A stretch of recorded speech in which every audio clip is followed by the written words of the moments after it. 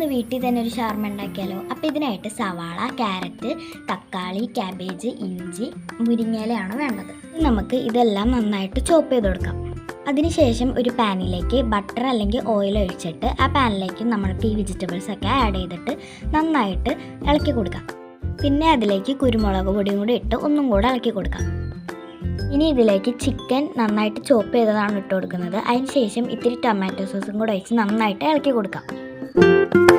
ഇനി ഇതൊരു ബൗളിലേക്ക് മാറ്റി ആ പാനിൽ തന്നെ മുട്ട ചെറുതായിട്ടൊന്ന് ചിക്കി പൊരിച്ച് കൊടുക്കാം. എന്നിട്ട് നമ്മൾ റെഡിയാക്കി വെച്ചേക്കുന്ന മസാല ഈ പാനിലോട്ടിട്ട് നന്നായി മിക്സ് ചെയ്ത് കൊടുക്കാം. ഇനി ചപ്പാത്തി ചൂടാക്കാം. ഇനി ചപ്പാത്തിയിൽ സോസ് വരട്ടാം. അതിനുശേഷം ഈ മസാല നമുക്ക് ഇതിനകത്തേക്ക് ഇട്ടിട്ട് വീഡിയോയിൽ കാണിക്കുന്ന പോലെ മടക്കി കൊടുക്കാം. അപ്പം നമ്മുടെ ഷവർമ റെഡി. ഇഷ്ടപ്പെട്ടാൽ ട്രൈ ചെയ്യാൻ മറക്കല്ലേ. Tata, bye bye.